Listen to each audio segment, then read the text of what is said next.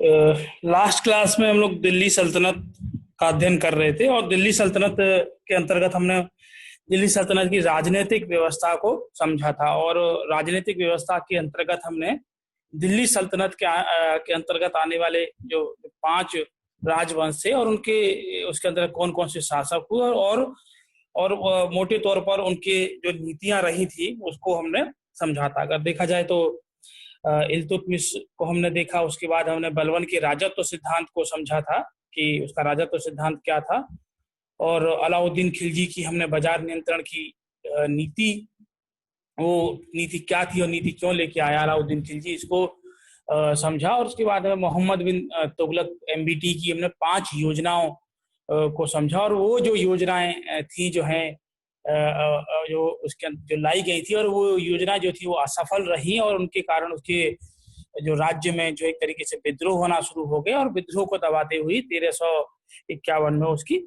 मृत्यु हो गई। उसके बाद में हम बात करें तो तुगलक काल के अंतिम काल में 1398 में तैमूर का आक्रमण होता है, मंगोल शासक तैमूर का, और उससे जो है भारत में एक तरीके से दिल्ली सल्तनत के अंतर्गत एक अव्यवस्था की स्थिति उत्पन्न हो जाती है। और एक तरीके से देखा जाए तो दिल्ली सल्तनत के पतन की भी जो है प्रक्रिया शुरुआत हो जाती है।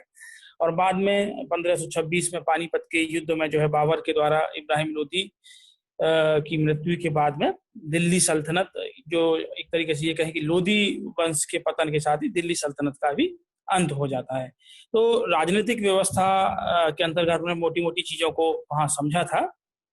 अब हम दिल्ली सल्तनत की जो उपलब्धियां हैं, दिल्ली सल्तनत की अन्य जो पहलू हैं, जिसमें विशेष तौर पर हम बात करेंगे जो प्रशासनिक संरचना है उसकी, दिल्ली सल्तनत की जो सैन्य व्यवस्था थी वो क्या थी, न्याय की क्या व्यवस्था थी वहां पर, राजस्व व्यवस्था क्या थी, व्यापार वाणिज्य, भाषा, साहित्य, कला और जो है संगीत और स्थापत्य की क्या वहां स्थिति थी, हम इसका आज अध्ययन करेंगे। साथ में हमने इन जो टॉपिक जो यहाँ दे रखे हैं इनमें कुछ कुछ चीजें भी हमने आपको जो है साथ में जो है बताई हैं। जैसे हम बात करें प्रशासनिक संरचना की बात करें या स्थापत्य की बात करें तो जो है कुतुबुद्दीन ऐबक के द्वारा किन इमारतों का निर्माण कराया गया, ऐसी अलाउद्दीन खिलजी के द्वारा, तो ये चीजें साथ साथ भी बताई गई। तो वो चीजें दोबारा एक तरीके से यहाँ पुनः जो है रिपीट होंगी वो चीजें, तो एक तरीके से आपको दोबारा समझने में सहायता यहाँ मिलेगी।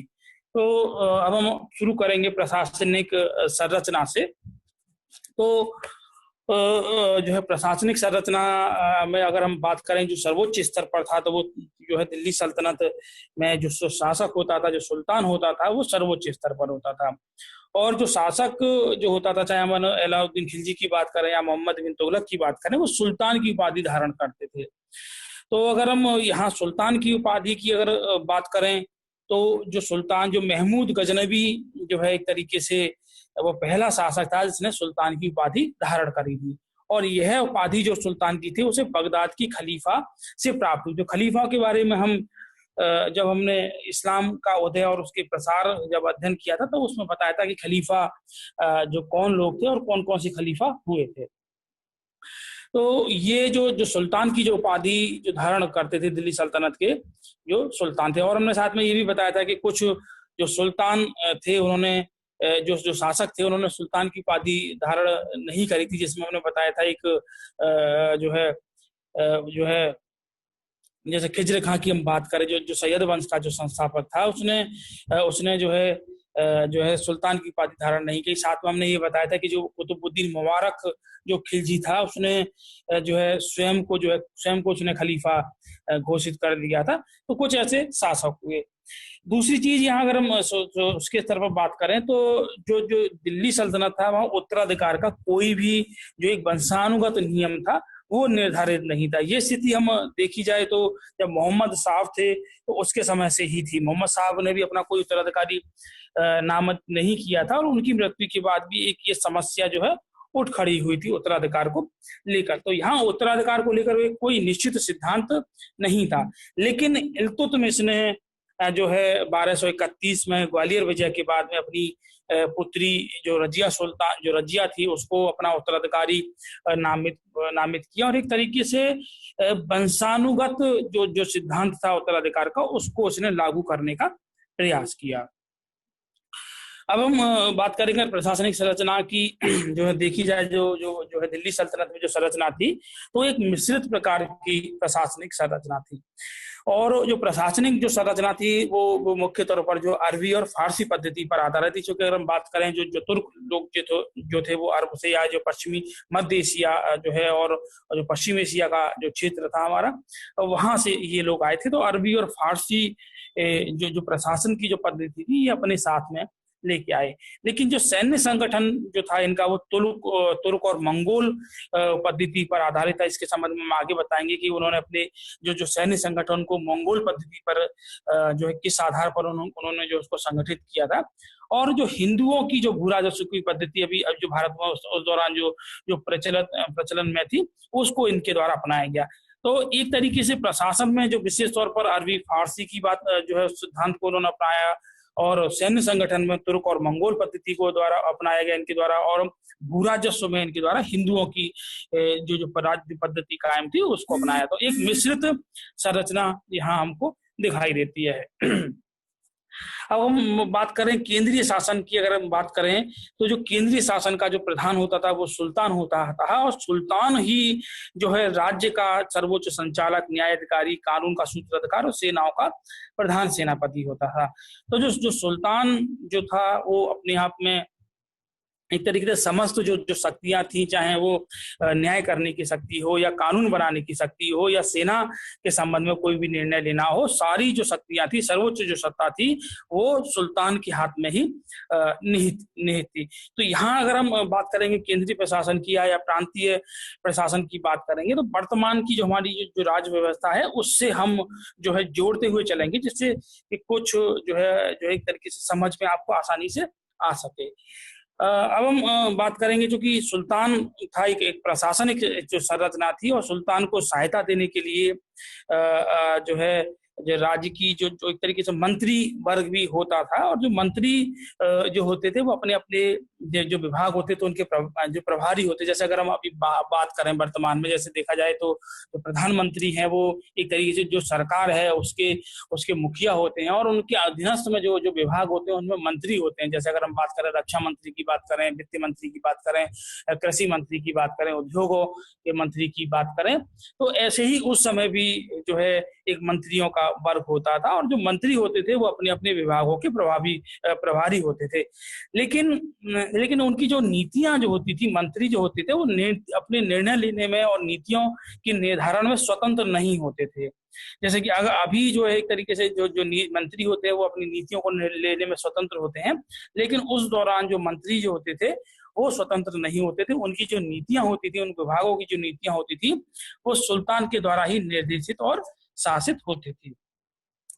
अगर हम बात करें विशेष तौर पर जो दिल्ली सल्तनत में चार जो मुख्य मंत्री होते थे या चार विभाग जो होते थे, वो मुख्य तौर पर जो है एक तरीके से मुख्य आधार स्तंभ जिनको हम कह सकते हैं, दिल्ली सल्तनत की जो प्रशासनिक व्यवस्था थी उसके आधार स्तंभ थे चार, जिनमें दीवान ए विजारत था, दूसरा दीवान ए अर्ज, तीसरा दीवान ए हिंसा, और जो चौथा था वो दीवान ए रिसालत था। तो इनमें विशेष तौर पर हम बात करें दीवान ए अर्ज की, जो हमने बताया था कि बलबन के द्वारा इस विभाग की स्थापना की गई थी। तो अब एक एक करके इन जो चारों जो मंत्री थे, जो चारों विभाग थे, उनके संबंध में हम जो है अध्ययन करेंगे।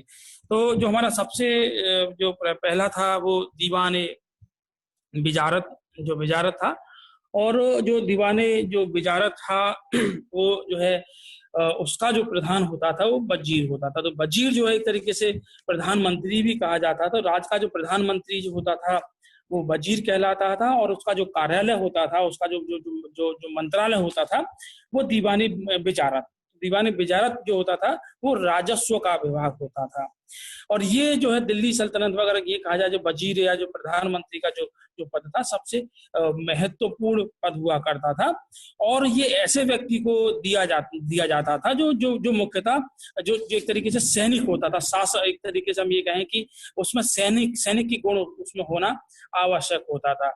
और समय समय पर जो वजीर होते थे उनको भी जो है युद्ध में सेना का नेतृत्व करने के लिए उनको भी भेजा जाता था। अगर हम बात करें दीवाने जो बेजारा था, जो राजस्व विभाग था, जो वजीर था, जो प्रधानमंत्री था, उसका जो सबसे अधिक महत्वपूर्ण विभाग था और इसके अधीनस्थ भी अन्य जो छोटे-छोटे विभाग होते थे। अगर हम वर्तमान में बात करें जो जो लेखा जो होते थे, उनके लेखों की जाँच करने के लिए जो है लेखा परीक्षा विभाग भी एक होता था और महालेखाकार जिसको हम सीएजी बोलते हैं वर्तमान में, वो उस टाइप की जो है विभाग भी जो है राजस्व राजस्व विभाग था जो दीवानी बेजारत था उसके अंतर्गत कार्य करता। साथ में ही अगर हम बात करें जो हमने दीवान ए अमीर को ही जो कृषि विभाग था उसकी बात करी थी जिसकी स्थापना मोहम्मद बिन तुगलक के द्वारा की गई थी, वो विभाग भी जो था वो दीवान जो वजीर थे उसके अंतर्गत ही कार्य करता था। साथ में लोक निर्म जो जो जिसको वर्तमान में हम लोक निर्माण विभाग कहते हैं, पीडब्ल्यूडी कहते हैं, उस समय उसको दीवान ए इमारत कहा जाता था। दीवान ए इमारत मतलब जो है लोक निर्माण का विभाग जो होता था, वो जो है वो भी दीवान ए बिजारत जो वजीर होता था उसके अंतर्गत होता था। तो वजीर जो है एक तरीके से सुल्तान के बाद जो है केंद्रीय जो शासन था उसमें महत्वपूर्ण पद होता था। दूसरा जो जो पद होता था वो रक्षा मंत्री का होता था। ये कहें हम जो सेनापति जो है एक तरीके से जो सेना का जो प्रधान होता था उसका होता था। तो दीवान अर्ज जो जिसका जो मंत्रालय था उसका जो प्रधान होता था वो आरिजे मुमालिक कहा जाता था। तो आरिजे मुमालिक का जो मंत्रालय था वो दीवान आरिज कहलाता था और ये सेना का प्रधान रक्षा मंत्री होता था। इसका जो मुख्य कार्य होता था वो सेना की भर्ती करना, उनका वेतन का निर्धारण करना, वितरण करना, सेना एवं घोड़े का हुलिया रखना, उनका रिकॉर्ड रखना। अगर हम बात करें जैसे जो है घोड़ों की अदला बदली को रोका जा सके इसके संबंध में जो है सैनिकों का एक हुलिया रखा जाता था और घोड़ों की जो है दागने की प्रथा जो है अलाउद्दीन खिलजी के द्वारा शुरू की गई थी वो रखी जाती थी जिससे घोड़ों की अदला बदली को रोका जा सके। इसका जो कार्य था वो सैन्य अभियान जो होते थे उनका आयोजन करना होता था और सेना का निरीक्षण करता था। तो मोटे मोटे कार्य जो थे वो सेना के संबंध में जितने भी कार्य किए जाते थे वो जो है जो मंत्रालय जो था आरिजे मुमालिक जिसका प्रधान आरिजे मुमालिक था उसके द्वारा किया जाता था। हमारा तीसरा जो मंत्रालय हम अगर कहें तीसरा जो जो विभाग जो था वो दीवान ए इंसा, ये शाही पत्र विभाग का मंत्रालय था और इसका संचालन जो करता था वो दवीर नामक एक जो सचिव होता था वो करता था और इसका जो प्रधान होता था वो दवीर ए मुमालिक कहा जाता था उसको। तो इसका जो मेन कार्य होता था शाही पत्र व्यवहार का, जैसे कि समझ में आ रहा है, तो जो सुल्तान होता था उसके द्वारा जितने भी पत्र किसी लिखे जाते थे या उसके द्वारा जितनी भी शाही घोषणाएं की जाती थी या शासकीय घोषणा की जाती थी या किसी अधिकारी को या प्रांतीय गवर्नर को जो पत्र लिखा जाता था वो शाही जो एक तरीके से जो दीवान ए इंशा होता था उसके द्वारा ही उसको लिखा जाता था और जो शाही फरमान होते थे सुल्तान के वो इसी मंत्रालय के द्वारा जारी किए जाते थे।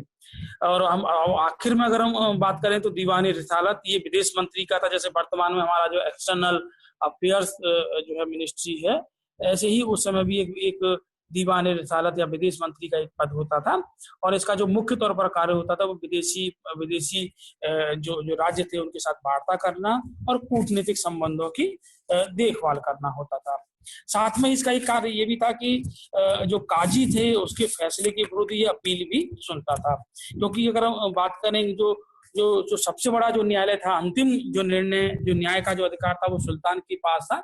लेकिन जैसे अगर वर्तमान में हम बात करें कि भारत में अगर कोई केस ऐसा मामला है अगर किसी को मृत्युदंड दिया गया है तो मृत्युदंड की जैसे अपील अगर किसी व्यक्ति को जो है उच्च न्यायालय द्वारा हाई कोर्ट के द्वारा मृत्युदंड दिया गया तो वो व्यक्ति जो है वो सुप्रीम कोर्ट में अपील करता है।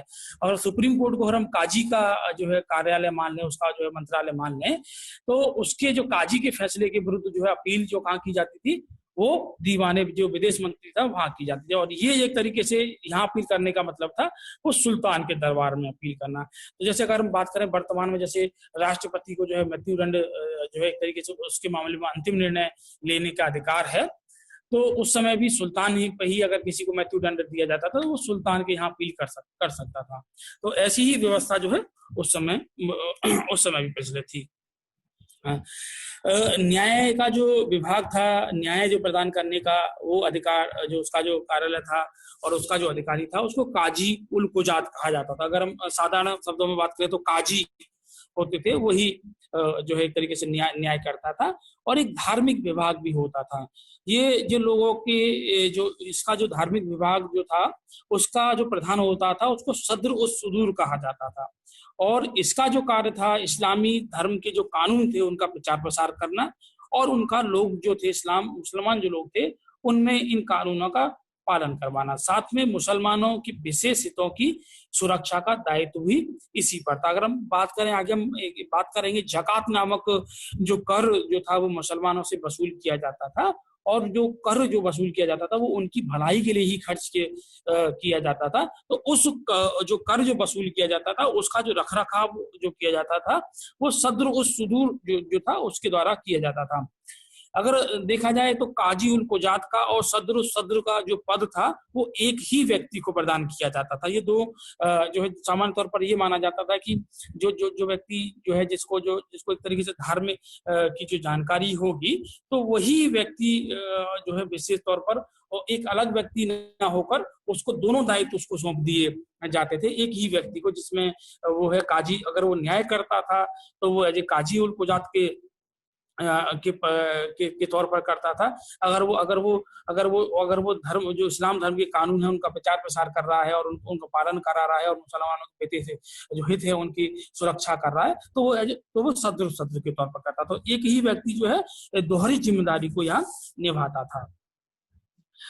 अब हम बात करेंगे प्रांतीय सरकार थी, प्रांतीय सरकारों की। तो अगर हम बात करेंगे वर्तमान में, हम अगर भारतीय संदर्भ में इसको समझे, हमारी जो राजनीतिक व्यवस्था है वर्तमान की, तो केंद्रीय स्तर पर हम देखते हैं तो सेंट्रल गवर्नमेंट है, केंद्रीय सरकार है। और राज्य स्तर पर देखें तो राज्यों की अपनी अपनी ही सरकार है। तो केंद्रीय स्तर पर जो विभाग होते हैं, सामान्य तौर पर ऐसे ही विभाग जो है वो जो है वो राज्यों के स्तर पर भी होते हैं। तो यहाँ भी अगर देखा जाए तो जो प्रांतीय जो सरकारें होती थी, वो जो है केंद्रीय जो सरकार की होती थी उसके समान ही होती थी। और कार्यों के संचालन में भी उनमें भी वही विभाग होते थे जो सामान्यतः केंद्र की जो सरकार होती थी वहां होते थे। लेकिन उनके जो पदनाम और वो एक जैसे नहीं होते थे। जैसे अगर हम वर्तमान जो है भारतीय जो राजनीतिक व्यवस्था उसके संदर्भ की अगर हम बात करें, तो जो हमारे जो है जो अगर राज्यों के जो विभाग है वो कुछ अलग विभाग हैं, उनके नाम अलग है, कार्य उनका वही है जो केंद्र के स्तर पर होता है, लेकिन उनके नाम जो है वो अलग अलग है। तो उस समय भी ये चीजें विद्यमान थी। जैसे अगर हम प्रांत का जो अगर वर्तमान में हम बात करें, जो कि भारत में जो है एक तरीके से जो प्रांत का जो एक तरीके से जो संवैधानिक जो प्रमुख होता है वो गवर्नर होता है, और जो वास्तविक जो प्रधान होता है वो मुख्यमंत्री होता है। लेकिन उस समय एक ही व्यक्ति जो होता था वही जो है एक तरीके से प्रशासनिक व्यवस्था और कानून की जो व्यवस्थाएं होती थी उनको लागू करता था। तो प्रांत का जो गवर्नर होता था वो इक्ता या जो इक्ता का जो प्रधान होता था उसको वली, नाजिम या नायक उसको कहा जाता था। तो यहाँ जो एक तरीके से जो प्रांत होते थे, क्योंकि प्रशासन जो है दिल्ली सल्तनत की अगर हम बात करें, जो प्रशासन जो था एक तरीके से वो काफी विस्तृत हो गया था। तो प्रशासन को चलाने के लिए छोटे छोटे जो है वो क्षेत्रों में उनको बांटा गया था। अगर वर्तमान में अगर हम भारत की बात करें तो भारत अगर अगर केंद्रीय तौर पर जो प्रशासन अगर किया जाएगा तो वो संभालना उसको मुश्किल होगा। तो राज्यों के अपने अपने राज्य हैं और उनकी अपनी अपनी सरकारें हैं। तो ऐसी ही स्थिति जो है उस समय भी थी। तो एक एक क्षेत्र जो थे, अगर हम बात करें जैसे गुजरात का क्षेत्र हो गया, और जो है मालवा का क्षेत्र हो गया, और अगर हम बात करें बंगाल हो गया, उड़ीसा हो गया, और दक्षिण भारत की बात करें दक्कन का क्षेत्र हो गया, और अगर हम उत्तर पश्चिमी जो उत्तरी पश्चिमी क्षेत्र है उसकी बात करें तो सिंध हो गया, मुल्तान हो गया, ये सब भारत के क्षेत्र थे। तो एक एक जो प्रांत थे, एक एक प्रांतपति या इनको जो सूबे जो है इक्तादार या सूबेदार उनको कहा जाता था, उनको दे दिया जाता था। और जो जो जो प्रांत होते थे उनमें भी जो है उनको भी जो छोटी छोटी जो इकाइयां थी उनमें विभाजित किया गया था। जैसे कि हम बात वर्तमान में बात करें, जैसे हम उत्तर प्रदेश की बात करें तो उत्तर प्रदेश में जो जो है एक की तौर पर अब बात करें तो उत्तर प्रदेश में भी जो जिले के स्तर पर प्रशासन चलाने के लिए जिलों में उनको जो है छोटी छोटी इकाइयां हैं उनमें बांटा गया हर को उत्तर प्रदेश को जिले, जिसमें 75 जिले हैं। तो ऐसी ही स्थिति जो है उस समय थी। तो सल्तनत के विस्तार के कारण प्रांतों को जिलों में बांटा गया और जिलों को उस समय सिख कहा जाता था। जैसे वर्तमान में हम जो जो जिला कहते हैं, उस समय इन जिलों को जो है वो सिख कहा जाता था। और सिखों की जो स्थापना थी वो बलबन ने की थी, और जो सिख थे उनका जो शासक होता था वो जो है वो सिकदार कहलाता था। जैसे अगर हम वर्तमान में बात करें, जैसे जिले का जो प्रशासनिक कमान जो होती है वो जिलाधिकारी के हाथ में होती है, और जो है जो कानून व्यवस्था की जो बनाए रखने की जो जिम्मेदारी होती है वो एसएसपी या एसपी स्तर के जो अधिकारी होते हैं उनकी होती है। लेकिन उस समय जो है ये चीजें जो प्रशासनिक व्यवस्था और सैन्य व्यवस्था जो होती थी वो एक अलग अलग व्यक्तियों के हाथ में ना होकर एक ही व्यक्ति के हाथ में होती थी। तो जिले का जो सबसे बड़ा अधिकारी होता था वो सिकदार होता था। फिर जिलों को परगनों में बांटा गया था। अगर हम बात करें कि जैसे एक छोटा सा एग्जांपल है, किसी भी जिलों को जो है अलग अलग जिले को भी जो है बांटा गया था। जैसे अगर वर्तमान की प्रणाली से हम बात करें तो जिलों को भी जो है उसको जिलों को भी जो है ब्लॉक के स्तर पर बांटा गया है। तो जैसे अगर हम मथुरा की बात करें तो मथुरा में जो है 10 या 11 ब्लॉक हैं।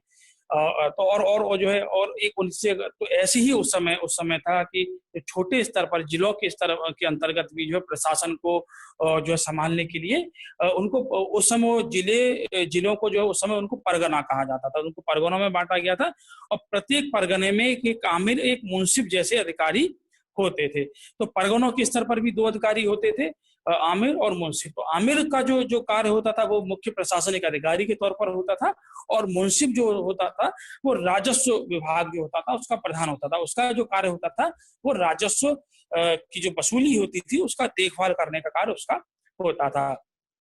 ऐसे ही जो जो 100 गांव का एक समूह होता था उसका जो शासक होता था उसके अमीर सादा कहा जाता था।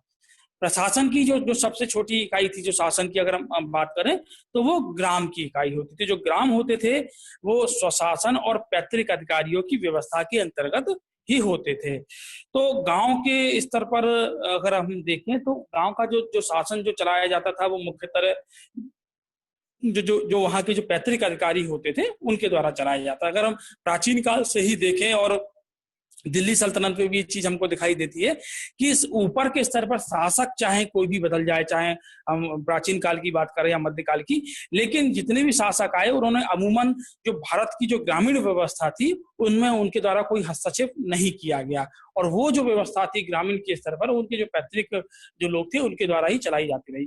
और गाँव के अगर हम अधिकारियों की बात करें तो विशेष तौर पर पटवारी जो अभी आमतौर पर जो जो प्रचलित है, जिसके लिए जो लेखपाल होते हैं उनके लिए गांव में पटवारी शब्द का इस्तेमाल किया जाता है। जो लेखाकार होता है गांव के स्तर पर, गांव का जो लेखा जोखा होता है, जमीन होती है और जो गांव से जो भूरा जो वसूल किया जाता है उसका लेखा जोखा जो है वो पटवारी होता है उसके पास होता है। तो पटवारी जो शब्द है वो तभी से चला आ रहा है। तो पटवारी जिसको लेखाकार होता था वो था चौधरी, खूत, मुकदम जो मुखिया, और ये लोग जो होते थे, जैसे चौधरी का शब्द का अभी भी इस्तेमाल किया जाता है गाँव में। और क्योंकि ये लोग जो है जमीन से जुड़े हुए लोग थे और गांव में ये पैतृक जो एक तरीके से अधिकारी के तौर पर थे। मुकदम जिनको मुखिया कहा जाता था, ये प्रशासन में लगान की वसूली जो होती थी उसको करने में जो शासक जो थे उनको सहयोग करते थे ये लोग, और साथ में इनको भी कुछ जो है राजस्व की वसूली करने के एवज में कुछ जो है प्रतिशत इनको भी दिया जाता था।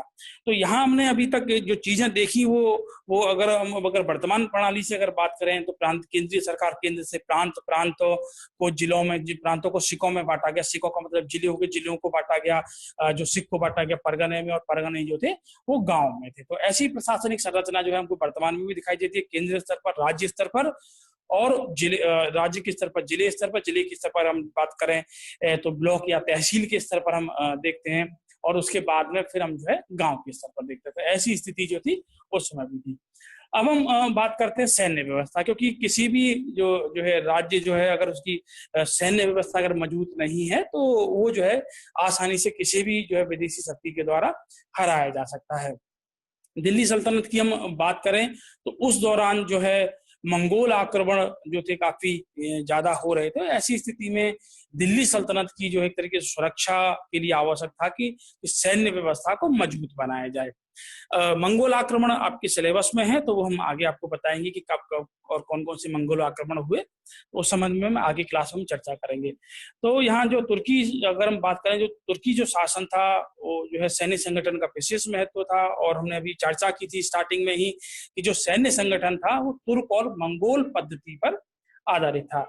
और अगर हम बात करें कि जो है इल्तुतमिश के समय से ही हम बात करें तो इल्तुतमिश ने एक जो है एक केंद्रीय सेना या ये कहें कि स्थायी सेना का उसके द्वारा विचार रखा गया था, लेकिन वो इस अपने विचार को जो है कार्यान्वित नहीं कर सका, और स्थायी सेना का जो गठन का जो जो प्रयास जो है जो एक तरीके से किसके द्वारा किया गया, वो बलवन के द्वारा किया गया। तो बलवन ने इस दिशा में जो है एक सैन्य विभाग की स्थापना की थी, जिसको दीवाने अर्ज या दीवाने आरिज कहा है, जिसको हमने पहले अध्ययन हम कर चुके हैं। तो सल्तनत काल में जो है सुल्तान जो है बलवन ने एक सैन्य विभाग की स्थापना की, और अलाउद्दीन खिलजी ने एक स्थायी जो सेना थी उसका गठन किया था। तो यहाँ हमने एक चीज भी समझी थी कि अगर हम विशेष तौर पर हम अभी हम आगे चर्चा करेंगे उस पर, अगर हम विशेष तौर पर देखा जाए तो जो सेना थी उसके 3 भाग होते थे। पहला घोड़सवार सेना होती थी, दूसरा गज सेना मतलब हाथियों की सेना होती थी, और तीसरी जो होती थी वो पैदल सेना होती थी। तो यहाँ जो घोड़सवार सेना थी वो बहुत महत्वपूर्ण थी दिल्ली सल्तनत में।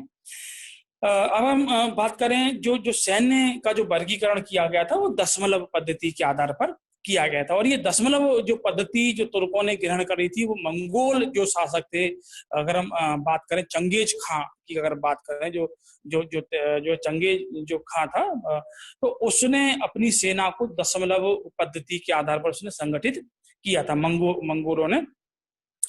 तो यहाँ जो है इन्होंने जो दिल्ली सल्तनत के जो शासक थे तो उन्होंने भी जो है अपनी सेना को दशमलव की पद्धति के आधार पर इनके द्वारा गठन किया गया। तो अगर हम विशेष तौर पर अगर हम देखें तो यहाँ जो सबसे जो छोटी जो सैनिक इकाई होती थी वो सरखेल होती थी, और जो सबसे बड़ी इकाई होती खान होती थी, और खान के ऊपर जो है वो सुल्तान होता था। तो यहाँ इन्होंने अपनी ये जो सेना का दशमलव पद्धति के आधार पर इन्होंने जो गठन किया था वो सैनिकों को 10-10 के समूहों में इनके द्वारा बांटा गया था। तो एक जो सरखेल, अगर हम बात करें, जैसे हम सेना की अगर वर्तमान समय में बात करते हैं तो एक जो है एक जो है एक डेप्टी कमांडेंट होता है, फिर उसके ऊपर जो है असिस्टेंट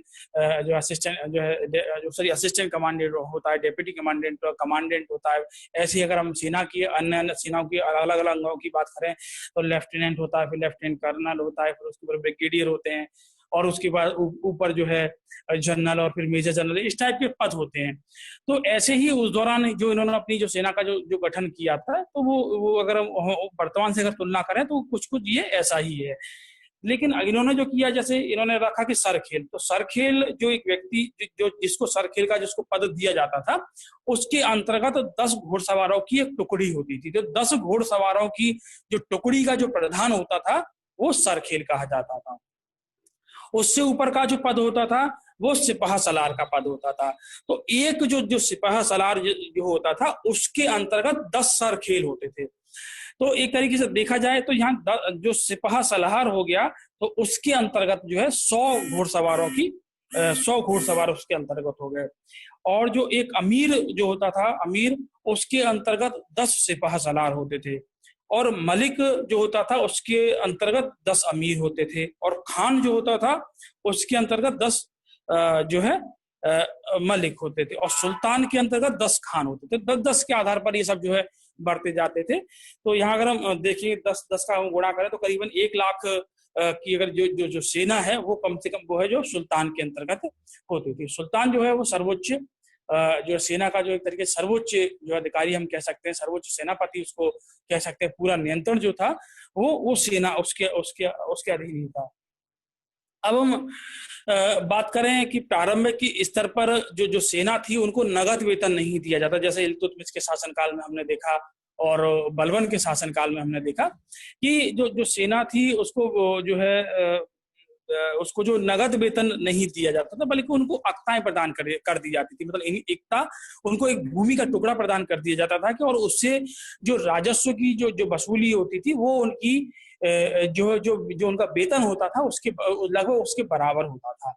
लेकिन चूंकि अलाउद्दीन के समय में जो है एक मंगोल आक्रमण काफी हो रहे थे, और ऐसी स्थिति में जो दिल्ली सल्तनत है उसको सुरक्षित रखने के लिए और एक बड़ी सेना गठन करने के लिए आवश्यकता की स्थायी सेना रखी जाए। और स्थायी सेना, जैसा कि हमने चर्चा की थी, अगर स्थायी सेना रखता और एक सामान्य जो है वेतन पर भी स्थायी सेना रखता तो जो राजकोष था वो शीघ्र ही रिक्त हो जाता। तो ऐसी स्थिति में उसने जो है बाजार नियंत्रण की जो प्रणाली लागू की, जिससे एक स्थिर दरों पर, एक कम मूल्य पर जो है सैनिकों को उनकी आवश्यकताओं की चीजें जो है वो उपलब्ध हो सके। तो अलाउद्दीन ने एक अस्थायी सेना का गठन किया और सैनिकों की सीधी भर्ती की। अभी तक जो सैनिकों की भर्ती की जाती थी वो प्रांत के जो अधिकारी थे, जिनको प्रांतपति, नाजिम या नायब कहा जाता था, उनके द्वारा की जाती थी, और सरकारी खजाने से उनको नगद वेतन दिया। तो स्थायी सेना और सैनिकों को नगद वेतन जो देने का कार्य किया था वो अलाउद्दीन खिलजी के द्वारा किया गया। साथ में ही अलाउद्दीन खिलजी ने घोड़ों को दागने की प्रथा की, जिससे घोड़ों की अदला बदली रोकी जा सके। तो इसके अंतर्गत जो है 2 चिन्ह लगाए जाते थे। एक चिन्ह जो होता था वो एक तो केंद्रीय सेना का जो केंद्रीय स्तर का जो चिन्ह होता था वो लगाया जाता था, और एक जो चिन्ह लगाया जाता था वो प्रांतपति का लगाया जाता था। तो जिससे ये पता रहे कि ये घोड़ा जो है वो किस प्रांत का है। जैसे अगर हम बात करें बंगाल की बात करें या गुजरात की बात करें, सिंध की बात करें, तो उनके अपने अपने जो प्रांतपति, जो इक्तादार होते थे, उनकी अपनी अलग अलग मोहरें होती थी। तो उन मोहरों को जो है घोड़ों पर दाग दिया जाता था, इससे ये पता लगता था कि ये घोड़ा जो है किस जो है गवर्नर का, या ये कहें कि किस इक्तादार का ये घोड़ा है। लेकिन ये व्यवस्था जो है जो बलबन के समय से, और अगर हम बात करें कि ये जो सैन्य व्यवस्था में जो संगठन करने का प्रयास किया जा रहा था, तो इसका विशेष तौर पर कारण जो था वो मंगोलों के आक्रमण थे। लेकिन जो है बाद में मंगोलों के आक्रमण एक तरीके से कम होते गए जो है अलाउद्दीन खिलजी के बाद से। लेकिन जो फिरोज शाह तुगलक ने जो था जो है जो सुधार अलाउद्दीन खिलजी के द्वारा अभी तक किए गए थे, अलाउद्दीन खिलजी तक जो सुधार किए गए थे वो बलबन से लेके और खिलजी तक, उन सारे सुधारों को फिरोज शाह तुगलक के द्वारा एक तरीके से बदल दिया गया, उन सारे सुधारों को उलट दिया गया। और उसके द्वारा सैनिकों को जो है एक तरीके से जो पद थे उनको वंशानुगत बना दिया गया उसके द्वारा। अगर कोई सैनिक जो है वो मर जाता है, या ये कहें कि कोई सैनिक है वो मर जाता है, या कोई सैनिक बूढ़ा हो जाता है, वो सैन्य सेवा नहीं कर सकता है, तो उसकी जगह पर उसका बेटा कर सकता था। अगर उसका बेटा नहीं है तो उसका दामाद कर सकता था, अगर दामाद नहीं है तो उसका दास भी कर सकता था। तो एक तरीके से फिरोज तुगलक के द्वारा जो सैनिक थे वो सैनिकों के पद को वंशानुगत बना दिया गया, और उसने सेना में दास जो थे उसकी भर्ती को भी प्रारंभ कर दिया गया। लेकिन इससे पहले ऐसी व्यवस्था जो है वो किसी भी शासक के द्वारा नहीं की गई थी। अब हम बात करें जो है न्याय एवं दंड व्यवस्था की बात करें, तो जो कि मुसल जो है एक तरीके से जो दिल्ली सल्तनत के सुल्तान जो थे वो मुस्लिम शासक थे, और जो कानून जो था वो मुस्लिम कानूनों पर ही आधारित था। और हम बात करें मुस्लिम जो कानून था उसके 4 स्रोत थे। पहला स्रोत था कुरान, दूसरा था हदीस, तीसरा था इजमा, और चौथा था कयास। तो कुरान के संबंध में जो है, कुरान जो है मुस्लिम जो कानून है उसका प्रधान स्रोत है, उसका मुख्य स्रोत जो है इस्लामी कानून का जो मुख्य स्रोत है वो कुरान है। और जो हदीस है, हदीस में पैगंबर के जो कथन एवं उनके कार्यों का उल्लेख किया गया। इसके संबंध में हम लोग पहले भी चर्चा कर चुके हैं कुरान और हदीस के संबंध में। और इजमा जो है, जो इस्लामी जो विद्वान है उनके द्वारा जो कानूनों की जो व्याख्या जो की गई है वो इजमा कही जाती है। जो इस्लामिक जो कानून है उनकी व्याख्या जो होती है वो इजमा कही जाती है। कयास का मतलब होता है तर्क अथवा विश्लेषण के आधार पर कानूनों की व्याख्या करना। मतलब जो कानून है उनकी तर्क और जो तर्क के आधार पर, विश्लेषण के आधार पर उनकी व्याख्या जो है की जाती है वो कयास होता है। तो इसलिए इस्लामी कानून के 4 स्रोत थे, कुरान था, हदीस था, इजमा था और कयास था। अब हम कानूनों की बात करें। कानून के ये 4 स्रोत थे, लेकिन कानून भी जो है वो 3 तरह के कानून थे। एक सामान्य कानून था, यह कानून केवल मुसलमानों के ऊपर ही लागू होता था। जो सामान्य कानून दिल्ली सल्तनत में बनाया गया था वो केवल मुसलमान थे उन पर ही लागू होता था। एक कानून जो होता था वो देश का कानून होता था, और यह कानून जो है स्थानीय कानून होता था, तथा इसका आदर किया जाता था। तो यहाँ स्थानीय कानून का मतलब हम अगर हम देखा जाए, इसको हम ऐसे समझ सकते हैं कि जो प्रांत थे या जो क्षेत्र थे, उनके अपने अपने कुछ कुछ कानून होते थे। जैसे अगर हम बात करें वर्तमान भारत में, अगर बात करें तो हर क्षेत्र या प्रांत की अपनी अपनी मान्यताएं होती हैं। तो उस समय भी ये ऐसी कुछ मान्यताओं पर आधारित कुछ कानून थे, और इन कानूनों का जो आदर था वो सभी के द्वारा किया जाता था। अगर हम बंगाल की बात करें तो बंगाल में कुछ मान्यताएं थी, कुछ उनके अपने कानून थे। अगर गुजरात की बात करें तो गुजरात के भी अपने कुछ कानून थे, उनकी कुछ अपनी मान्यताएं थी। जैसे दक्षिण भारत था, उनकी अपनी मान्यताएं थी, उनके अपने कानून थे। तो ये स्थानीय कानून थे जो स्थानीय मान्यताओं पर आधारित थे, और इन कानूनों का जो है सभी व्यक्तियों के द्वारा आदर का किया जाता था। दूसरा एक फौजदारी कानून था। जो फौजदारी कानून जो लड़ाई झगड़े से संबंधित में, या हत्या या और अन्य जो भी कोई ऐसा प्रयास होगा, उसके संबंध में जो जो कानून जो था, फौजदारी कानून था, वो कानून जो है वो दोनों, जो हिंदू और मुसलमान दोनों के लिए बराबर था।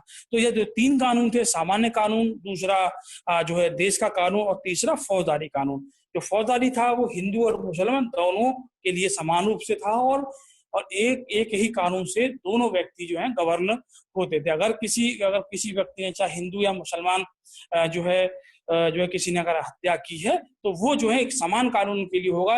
ऐसा नहीं होगा कि हिंदुओं के लिए जो हिंदुओं के जो कानून है उनके अनुसार उनको दंड दिया जाए, या मुसलमान है तो मुसलमानों को जो मुसलमान के जो कानून है उसके अनुसार दंड दिया जाए। ऐसा नहीं था, एक ही कानून दोनों के लिए था। अब हम बात कर रहे हैं राजस्व व्यवस्था के संबंध में।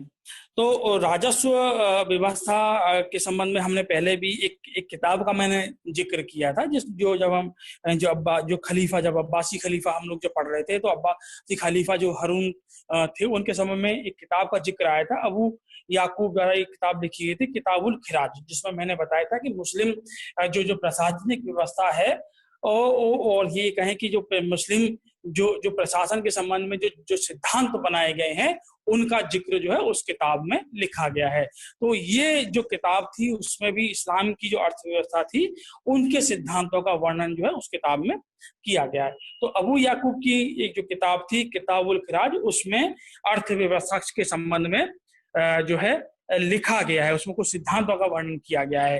तो सल्तनत काल में अगर मोटे तौर पर हम बात करें तो 5 प्रकार के कर जो थे। तो पहला कर उस्र था, ये उस्र जो है। दूसरा कर जो था वो खराज था। तीसरा खुम्स, चौथा जजिया, और 5वां जकात। तो इनमें जो मैक्सिमम के बारे में हम लोग जो है अन्य जगहों पर चर्चा कर चुके हैं, तो दोबारा हम इनकी जो है चर्चा करते हैं। तो उस्र जो कर था वो मुसलमानों से लिया जाने वाला भूमि कर था।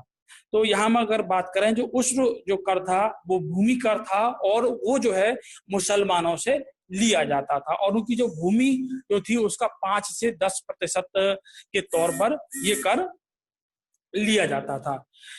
दूसरा कर था खराज। जो खराज जो कर था वो गैर मुसलमानों, जो गैर मुस्लिम जो लोग थे, चाहे वो हिंदू हो या जैन हो या बुद्ध हो या अन्य कोई किसी भी धर्म को मानने वाले हो, लेकिन वो जो है इस्लाम को ना मानने वाले हो, तो गैर मुस्लिम जो थे उनकी भूमि पर जो कर लिया जाता था, वो खराज कहलाता था। और ये कर जो था 1/3 से 1/2 तक था। तीसरा कर था जकात। तो जकात कर जो है एक तरीके से धार्मिक जो कर था, और मुसलमान जो थे उनकी जो संपत्ति थी उसका 40वां भाग, मतलब 2 से 2.5% तक ये लिया जाता था, और ये जो कर था उनकी भलाई के लिए ही खर्च किया जाता था। जैसे कि हमने अभी जो है जो बात करी थी कि जो सदर सुदूर जो होता था, धार्मिक मामलों का जो प्रधान होता था, वो इस कर का जो तरीके से देखभाल करता था, और वो जो है इसी कर जो वसूल किया जाता था उसके माध्यम से ही मुस्लिम जो लोग थे उनकी भलाई के लिए कार्य किया जाता था। जैसे अगर हम बात करें कहीं जो है मदरसे बनवाने हैं या मकतब बनवाना है उनकी शिक्षा के लिए, अगर जो मुसलमानों में ऐसे जो अनाथ बच्चे हैं या ऐसी ऐसी महिलाएं हैं जिनकी शादी नहीं हो पा रही है या विधवाएं हैं, तो उनको जो है आर्थिक सहायता, या ये कहें कि हम जो धर्म से जुड़े हुए लोग थे, उनको जो सहायता वो दी जाती थी, वो इसी कर जो वसूल किया जाता था उससे दी जाती थी। जजिया जो कर था वो गैर मुसलमानों पर लगाया जाने वाला कर था, और ये कर जो इसके संबंध में हमने पहले भी चर्चा की थी। तो सबसे पहले जो मोहम्मद बिन कासिम ने 1712 में को जो है एक तरीके से रावर की युद्ध में जीतने के बाद में उसके द्वारा ये सिंध के लोगों से पहली बार इस कर की वसूली की गई थी। और हमने साथ में ये भी आपको बताया था कि ये जो कर एक तरीके से जो है जो गैर मुसलमान थे उन पर लगाया जाता था, विशेष तौर पर उनके जीवन और संपत्ति की रक्षा के लिए उन पर लगाया जाता था। क्योंकि जो लोग जो है मुस्लिम धर्म को स्वीकार नहीं करते थे, तो उनके जीवन की और उनकी संपत्ति की रक्षा के बदले में उनसे ये कर लिया जाता था। साथ में ही उनको सैनिक सेवाओं से मुक्त कर दिया जाता था। साथ में उनको सैनिक सेवाओं से मुक्त कर दिया जाता था। मतलब उनको सेना में अगर वो ये कर दे रहे हैं, जजिया कर दे रहे हैं, तो उनको सेना है उसमें भाग लेने की उनको जरूरत नहीं है। लेकिन ये जो कर था उसमें भी कुछ अपवाद थे, जैसे कि हमने बात करी थी, स्त्री हो गए, ब्राह्मण हो गए, अपंग जो लोग हो गए, जो भिक्षावृत्ति करते हैं, जो भीख मांगते हैं, या बालक हो गए, उनको इस कर से मुक्त रखा गया था। लेकिन फिरोज जो शाह तुगलक था, क्योंकि वो जो है धर्मंद, ये कह सकते हैं कि उसकी जो नीतियां थी वो धार्मिक जो है उलेमाओं को खुश करने की उसकी नीतियां थी, तो उसके द्वारा ब्राह्मणों पर भी जजिया कर लगाया गया। लेकिन ये जो जजिया जो कर था वो पहले जो है भूमि कर के साथ ही वसूल किया जाता था। मतलब अगर जो खराज जो था उसके साथ ही जो है जजिया कर को वसूल किया जाता था, लेकिन बाद में जजिया कर जो है एक अलग से वसूल किया जाने लगा। अब हम बात करते हैं खुम्स की। तो खुम्स के संबंध में हमने पहले ही चर्चा की है कि अलाउद्दीन खिलजी और मोहम्मद बिन तुगलक, और ये दो ऐसे महत्वपूर्ण जो है शासक हुए हैं जिनके द्वारा जो खुम्स जो लूट का जो माल होता था एक तरीके से, उसमें सबसे ज्यादा कर, जो एक तरीके से सबसे ज्यादा भाग इनके द्वारा लिया गया। सामान्य नियम ये था कि 1/5 जो भाग होगा वो राज्य का होगा, और 4/5 भाग जो है वो सैनिकों का होगा। लेकिन इन दोनों के द्वारा इस नियम को उलट दिया गया, और 4/5 भाग जो है वो राज्य के लिए लिया, और 1/5 भाग जो था वो सेना के लिए था। तो खुम्स जो है लूट का माल था। तो ये कर जो है विशेष तौर पर इनके द्वारा जो है वो वसूल किए गए। इनका उल्लेख जो एक तरीके से इस जो इस्लाम है उसमें उनका वर्णन है। हम बात करते हैं जो अगर हम जो है कृषि योग्य भूमि जो थी वो 2 भाग में थे, उसके 2 भागों में उसको विभाजित किया गया था। पहली ऐसी भूमि थी जो केंद्रीय नियंत्रण में थी। जो सीधे केंद्रीय नियंत्रण में थी उस भूमि को खालसा कहा जाता था।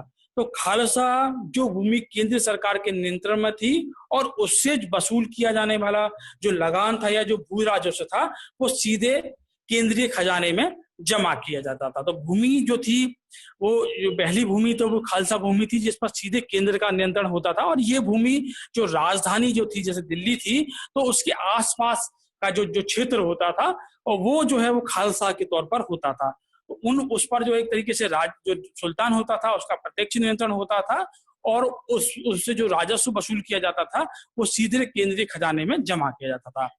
दूसरी जो भूमि होती थी वो इक्ता के तौर पर होती थी। जो प्रांतपति या जो सूबेदार होते थे, जो इक्तादार होते थे, उनको दी जाती थी। तो जिनको इक्ता दिया जाता था उनको जो, जैसा हमने पहले भी चर्चा की थी इक्ता के लिए, कि उनको जो भूमि उनको दी जाती थी उससे उनको 2 कार्य उस भूमि पर उनको 2 कार्य करने पड़ते थे। पहला काम तो जो क्षेत्र उनको दिया गया, जैसे अगर हम बात करें कि अगर किसी को जो है बंगाल का अक्ता दे दिया या गुजरात का अक्ता जो प्रांत है वो उसको दे दिया अक्ते के तौर पर, तो उस क्षेत्र में वहां पर प्रशासनिक व्यवस्था रखना और कानून व्यवस्था बनाए रखना, शांति बनाए रखना, वो काम जो होता था वो इक्तादार का होता था। दूसरा, उस क्षेत्र से भू राजस्व की वसूली करना।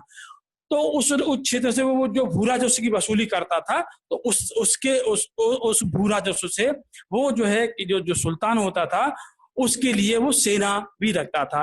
तो जो भू राजस्व वसूल कर रहा है और उसको कितने सैनिक जो है वो सुल्तान की ओर से उसको कहा गया है कि आपको इतने सैनिक रखने हैं, अगर उसको 1000 सैनिक रखने हैं या 5000 सैनिक रखने हैं या 10,000 उसको सैनिक रखने हैं, तो उन सैनिकों पर जो व्यय होगा, उन सैनिकों को जो नगद वेतन दिया जाएगा, उन वेतनों को देने के बाद में जो भू राजस्व बचेगा, उस भू राजस्व को उसको जो है केंद्रीय खजाने में जमा करना था। तो एक तरीके से दो स्रोत थे भू राजस्व के, एक तो डायरेक्ट जो खालसा भूमि से आता था, और दूसरा जो है इनडायरेक्ट तौर पर जो अक्ता भूमि जो थी उससे आता था। तो भूमि के जो कृषि योग्य जो भूमि थी उसको कर निर्धारण के जो दृष्टि से दो भागों में विभाजित किया था, पहली केंद्रीय खालसा भूमि और दूसरी अक्ता भूमि। अब हम बात करें कि जो भू राजस्व का जो तरीके थे वो 3 तरीके थे, उसको 3 तरीके से निर्धारित किया जाता था। जो पहला तरीका था वो बटाई थी, जिसमें वास्तविक उपज में से राज्य के हिस्से का निर्धारण किया जाता था। जैसे अगर हम वर्तमान में बात करें बटाई शब्द, जो ग्रामीण क्षेत्रों में जो लोग भूमि से जुड़े हुए लोग हैं उनको पता है कि बटाई शब्द का क्या होता है, जिसमें अगर किसी को हम जो है खेती करने के लिए देते हैं, तो जो खेत में जो है जितनी फसल होती है, या ये कहें कि वो उसमें एक पहले ही ये निर्धारित हो जाता है कि वर्तमान समय में अगर बात करें तो ये पहले ही निर्धारित हो जाता है कि कितना प्रतिशत जो है जो मालिक है जमीन का उसको मिलेगा। अगर वो 10% हो सकता है, 15 हो सकता है, 20 हो सकता है, 25 हो सकता है। तो ऐसे ही उस समय जो है बटाई पर जो खेती दी जाती थी, तो उसमें जो जितनी उपज होती थी, अगर हम ये कहें कि किसी खेत में अगर 90 किलो जो है गेहूं उत्पन्न हुआ है, तो राज्य जो था उसका 1/3 भाग जो है वो राज्य का होता था, जिसमें अगर हम बात करें तो 30 किलो जो गेहूं होगा वो राज्य का होता था। अगर तो ये सामान्य दर जो थी वो दिल्ली सल्तनत काल में रही। लेकिन जो कुछ शासक जैसे अलाउद्दीन खिलजी की हम बात करें या मोहम्मद बिन तुगलक की बात करें, तो उनके द्वारा 1/2% मतलब आधा भाग उनके द्वारा भू राजस्व के तौर पर उनके द्वारा लिया गया। तो ऐसी स्थिति में जो 45 जो 90 का है उसका हम आधा कर देंगे, तो 45 किलो जो गेहूं होगा वो राज्य को देना पड़ेगा। तो बटाई में जो है 1/3 भाग भी दिया जा सकता था और 1/4 भाग भी दिया जा सकता था। ये भू राजस्व की दर जो थी उस पर निर्भर करता था। दूसरी जो प्रणाली थी, वो तरीका था, वो मसहत था। इसकी मसहत की हमने चर्चा मोहम्मद अलाउद्दीन खिलजी के समय की थी कि अभी तक जो भू राजस्व का निर्धारण जो किया था वो एक अनुमान के आधार पर कर दिया जाता था कि अनुमान के आधार पर ये खेत है, इसमें इतनी पैदावार होगी, तो उसका इतना भाग आप जो है एक तरीके से केंद्रीय खजाने में आप जमा कर देना, या आप जो है इतना जो है भू राजस्व दे देना। लेकिन अलाउद्दीन खिलजी ने जो भूमि थी उसकी पैमाइश कराई, तो पैमाइश के आधार पर उसने जो है भू राजस्व का निर्धारण किया था। और संबंध हमने इसमें ये भी बताया था कि जो है बिस्वा को उसने जो भूमि में आपकी जो इकाई थी उसको बिस्वा को जो है इकाई के तौर पर उसके द्वारा माना गया। और आखिरी जो तरीका था वो मुक्तई थी। ये लगान निर्धारण का एक मिश्रित तरीका था, और ये जो एक तरीके से बटाई की जो प्रणाली थी उस पर आधारित थी। तो ये जो विशेष तौर पर हम देखें तो बटाई हो गई, मसाहत हो गई और मुक्तई, 3 तरीके प्रचलित थे, और 3 तरीके के आधार पर जो है भू राजस्व का निर्धारण किया जाता।